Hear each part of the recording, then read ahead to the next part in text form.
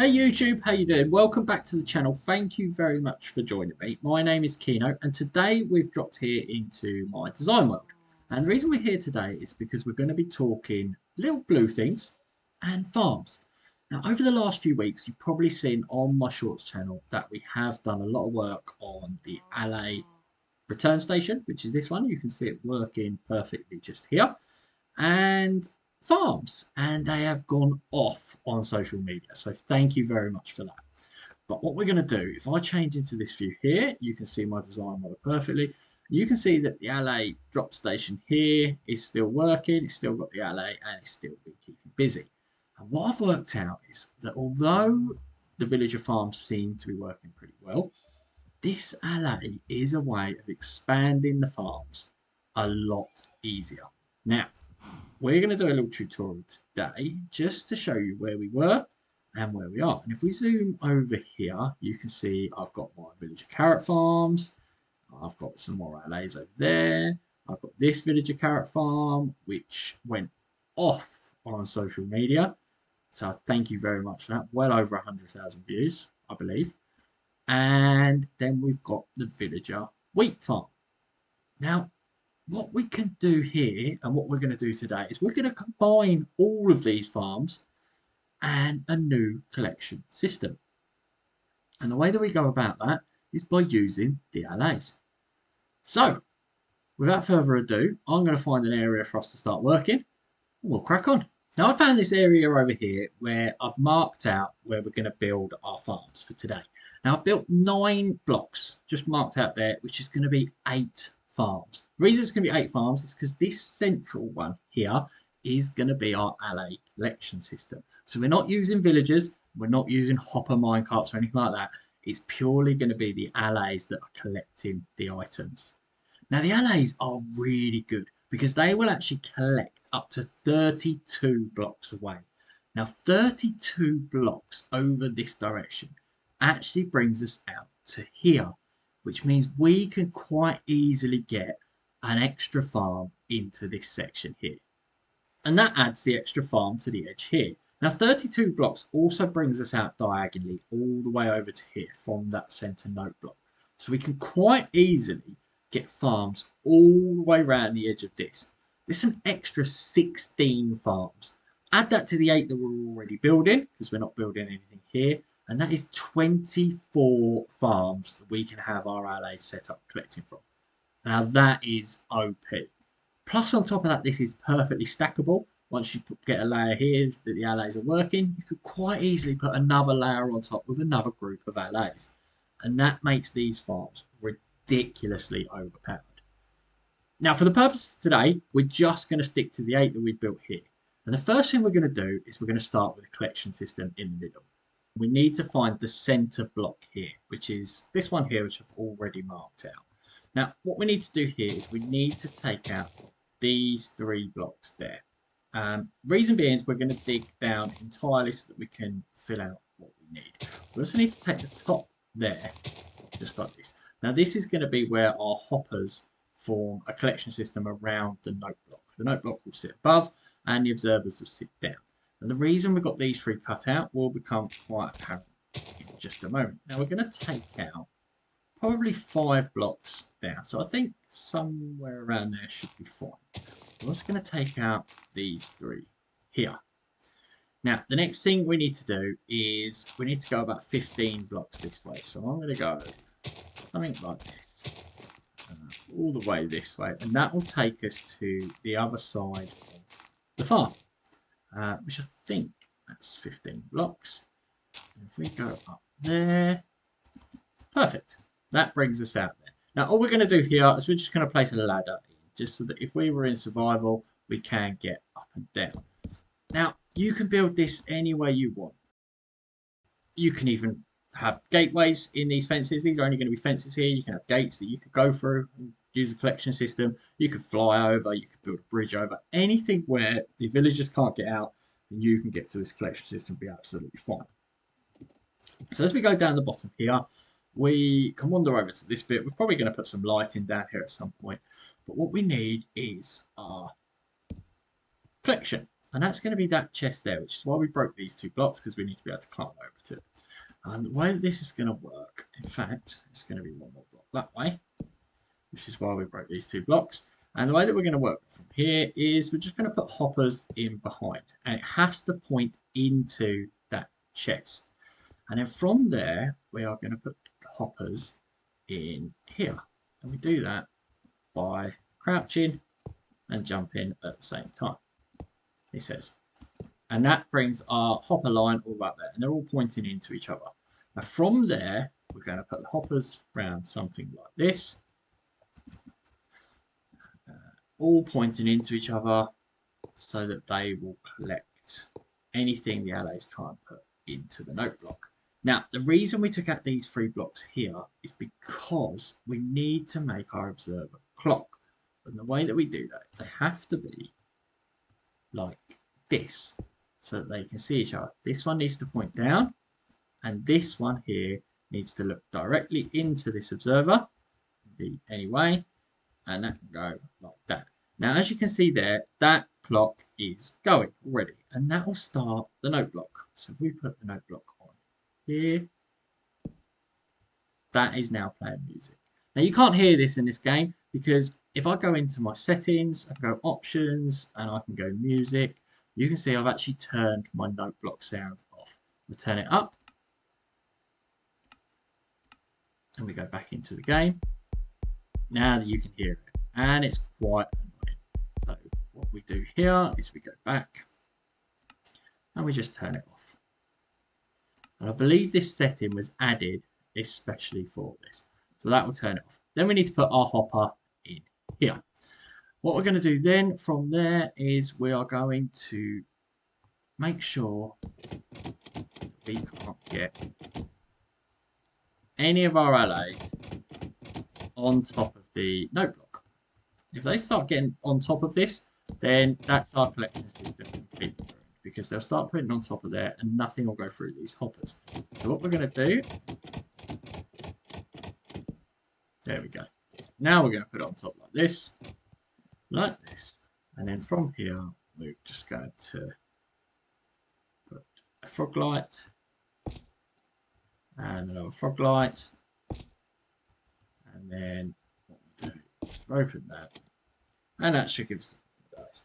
And that's a perfect system. Now I've put a frog light on there for no other reason other than it just gives us a little bit of light. And that is our collection system. So the allays will hear that sound and they will drop everything into those hoppers, which will go down to the chest.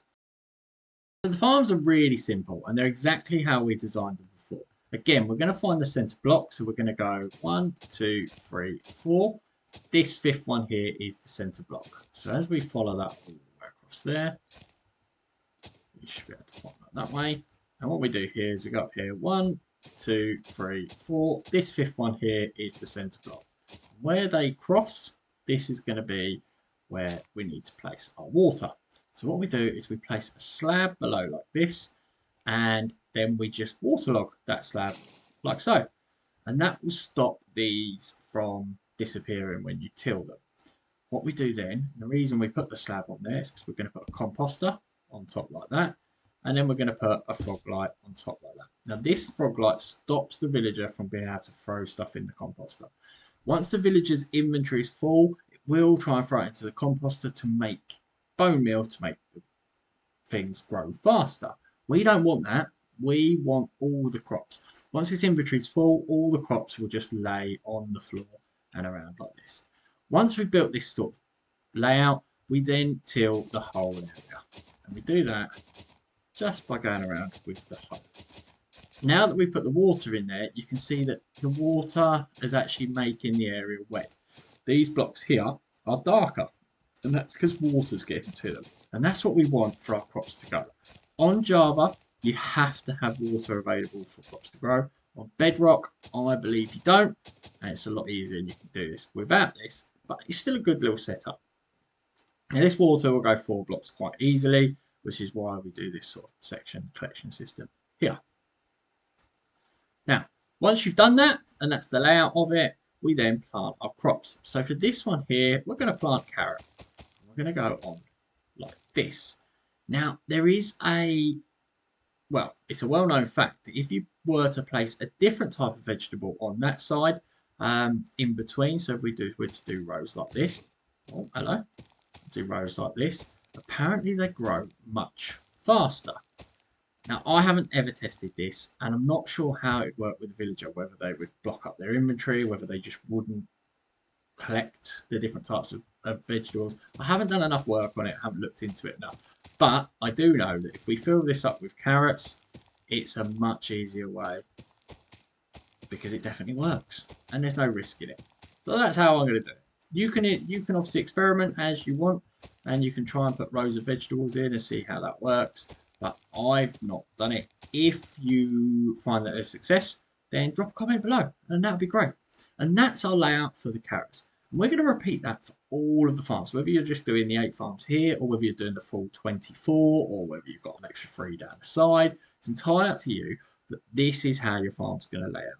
So on the next one, we're going to do exactly the same again. We're going to find the one in the middle. 1, 2, 3, 4. There's the one in the middle. So we'll do that across this way. And then we're going to go 1, 2, 3, 4. There's the middle there. And this is your middle block.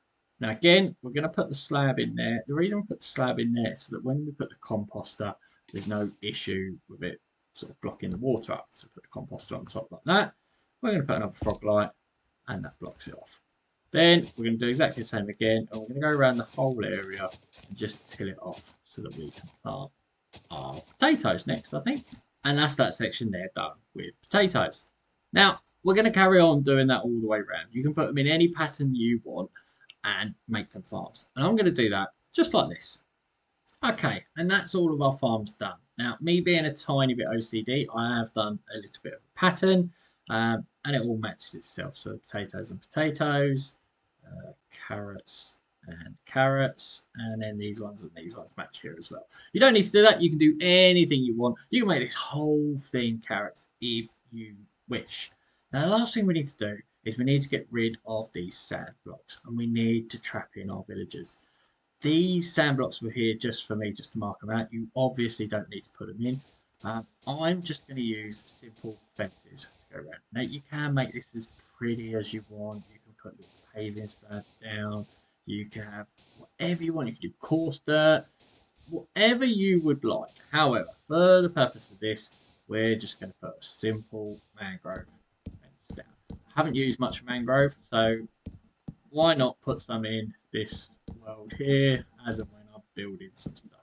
So for now, we're just going to put that across like this, all the way around, and then that will trap our villager in here quite nicely. Then all we do is we throw a villager inside that area there. So I've got a nice villager spawn egg here. And this is my villager. He will link to that there, and he will automatically start harvesting this. Now, for a little while, he's not going to pick up anything because his inventory isn't full. We'll probably give him some radishes just so that we can fill up his inventory to give him a little bit of a head start on his way. And we're going to do that with all the villagers around here. So I'm going to put fences around the whole lot. And that is how your farm should look once you've got all the fences around it. Anything to stop the villagers coming out would be absolutely fine. You can build walls around it, you can build roofs on it, but something like this should work absolutely fine. Now what we're going to do now is we're going to go around and put all of the villagers into their little sections. As we place them in, they should link with the composter and make themselves farmer villagers and start making this horrible noise. And they've all got hats on, which means they have all linked, so they're all farmer villagers. And they will start to cultivate the crops as and when they grow, which isn't a fast process. Once they fill up their inventory, that's when magic starts happening. They start leaving the crops laying on the floor, and our little allays can come around and pick them all up.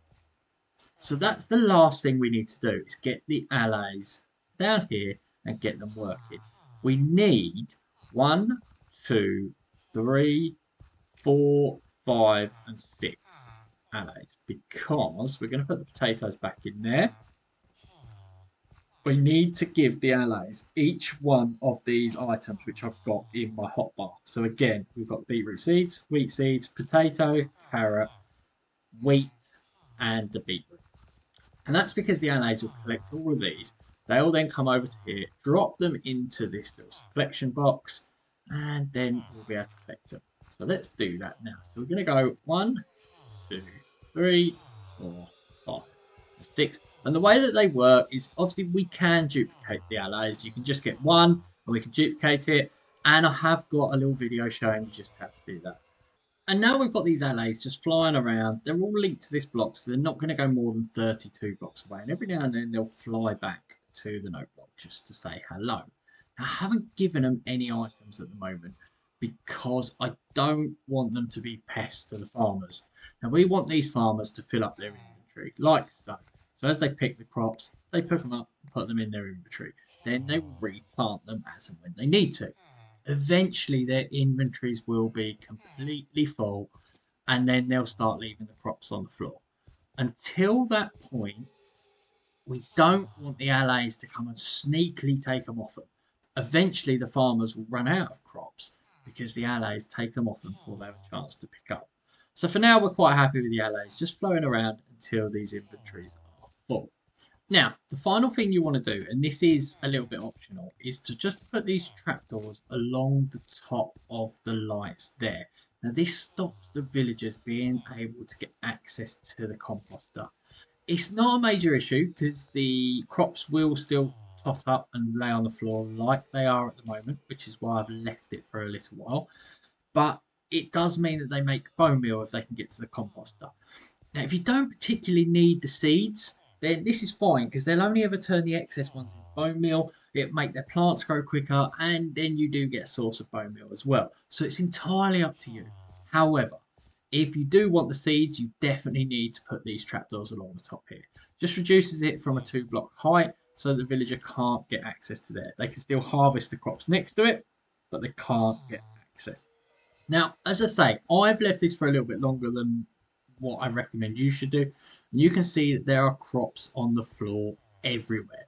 And this means that the villagers' inventories are full. When they're full, those crops are there ready for the allays to start picking them up. And this is where we start getting interested. Now we're going to have a little bit of fun because what we've got to do is we've got to give the allays one of these items each. So we're going to go, you can have this one. You can have that one. I'll try and catch these because they're quite quick. You can have that one. You can have that. You want to have a carrot. I think it's going to be this one here. Whoa! You chase him. You can have a carrot. Did he get a carrot?